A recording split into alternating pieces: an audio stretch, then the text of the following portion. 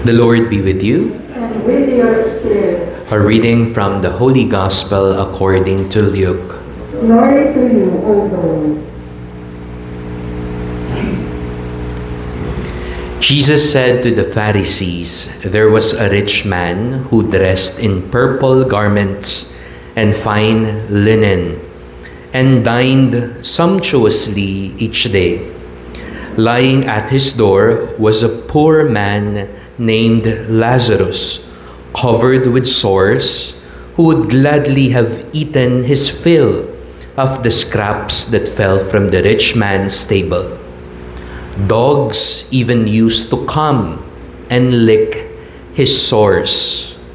When the poor man died, he was carried away by angels to the bosom of Abraham. The rich man also died and was buried, and from the netherworld, where he was in torment, raised his eyes and saw Abraham far off and Lazarus at his side. He cried out, 'Father Abraham, have pity on me. Send Lazarus to dip the tip of his finger in water and cool my tongue, for I am suffering torment in these flames.' Abraham replied, 'My child, remember that you received what was good during your lifetime, while Lazarus likewise received what was bad. But now he is comforted here, whereas you are tormented. Moreover, between us and you, a great chasm is established, to prevent anyone from crossing who might wish to go from our side to yours, or from your side to ours.' He said, 'Then I beg you, Father, send him to my father's house, for I have 5 brothers, so that they may warn them, lest they too come to this place of torment.' But Abraham replied, 'They have Moses and the prophets. Let them listen to them.' He said, 'Oh no, Father Abraham, but if someone from the dead goes to them, they will repent.' Then Abraham said, 'If they will not listen to Moses and the prophets, neither will they be persuaded if someone should rise from the dead.'" Sisters and brothers, the Gospel of the Lord. Praise to you, Lord Jesus Christ. Once again, good morning po sa inyong lahat. A blessed Sunday. Pakigreet po yung katabing good morning. I hope we are in the best of our dispositions to listen to the Word of God today, 26th Sunday in Ordinary Time. Meron pong isang pare nag-homily, and then sinabihan po niya ang kanyang mga parishioners, yung audience, yung mga nagsisimba, lahat ng gustong pumunta sa langit, umupo. Lahat naman ng gustong pumunta sa impyerno, tumayo. Aba, nakita ng pare, lahat ng kanyang parishioners, lahat ng audience, nakaupo. Very good, ang sabi niya. Everyone wants to go to heaven. Parang kayo ho, ano po? Nakaupo. Pero may isang nakaupo na biglang tumayo. Kaya nagtaka si Father at sabi niya, "Ano kaya yung dahilan bakit tumayo ka bigla? Nagbago ba yung isip mo? Gusto mo na bang pumunta sa impyerno?" Ang reply nung parishioner, "Kasi po, sabi niyo, Father, lahat ng gustong pumunta sa langit, umupo. Lahat ng gustong pumunta sa impyerno, tumayo. Napansin ko po, lahat kami nakaupo. Kayo lang po ang nakatayo. Naawa naman po ako sa inyo, Father. Kaya tumayo na rin ako para may kasama kayo." Dito po sa gospel na binasa natin, meron din pong pumunta sa langit. Merong pumunta sa impyerno. The one who went to heaven was Lazarus. And according to the gospel, he was a very poor man. Kaawa-awa daw ho ang lagay. On the other hand, the one who went to hell was the rich person in the story. A very wealthy person. Ano po ba'y nangyari? Ba't napunta si Lazarus sa langit? E yun namang mayaman napunta sa impyerno. Sabi po ng gospel, Lazarus was at the door of the rich person. Nandun siya sa kanyang gate.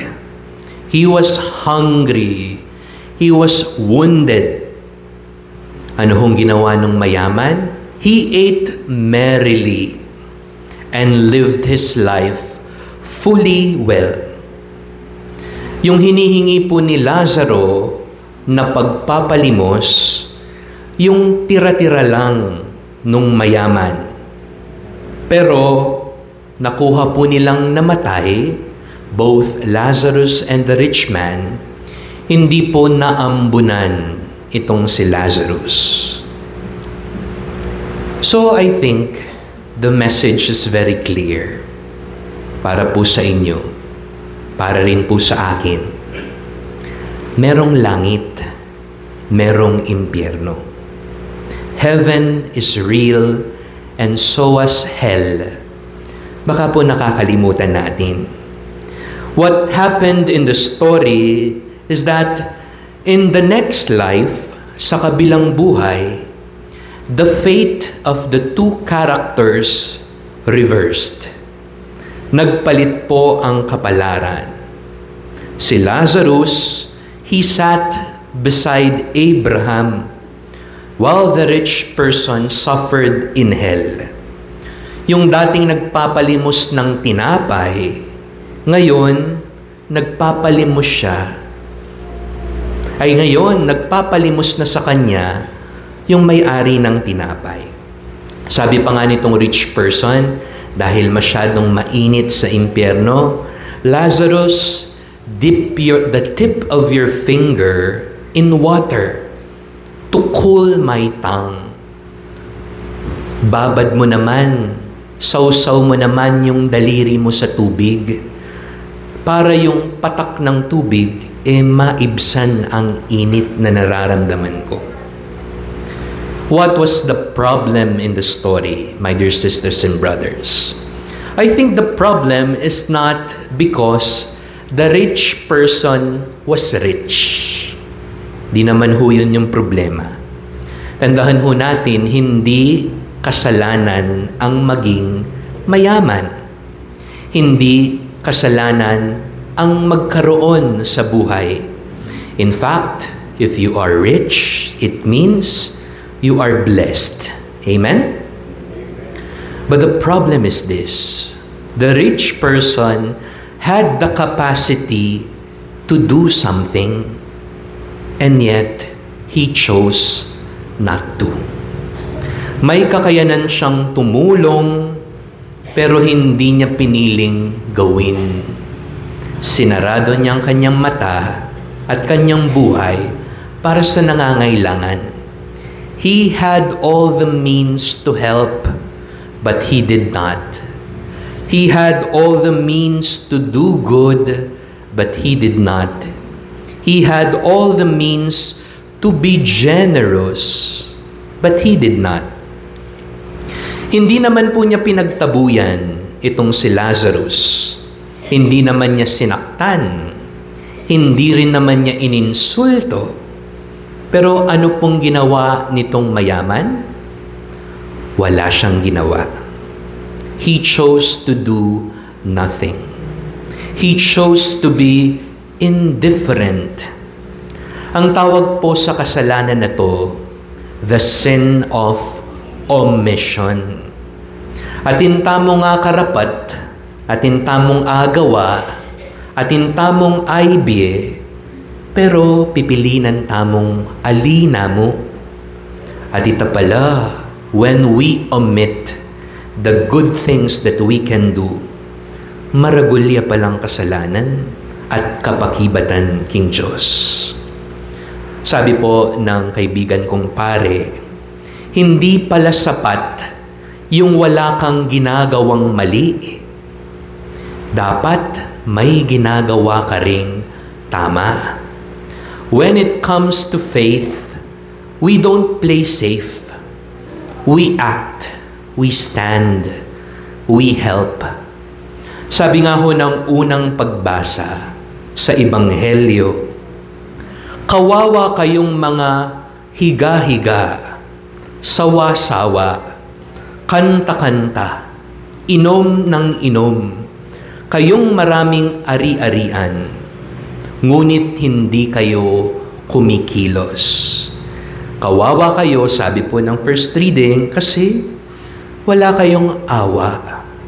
You have everything in life, and yet you lack the most important thing. That is mercy. That is compassion. So, my dear sisters and brothers, siguro po this is a call, not just for you, but a call for myself also. If we want to make this world a better place, be kind, be compassionate, be selfless. Sabi po ng isa pang verse sa Ebanghelyo, whatever you do for the least of my brothers, you do to me. And whatever you do not do for the least of my brothers, you do not do to me. Examine po natin ang puso natin sa misang ito. Who are the Lazaruses of our life?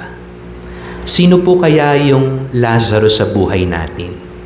Yung mga nasa gate ng buhay natin, kumakatok at humihingi ng tulong.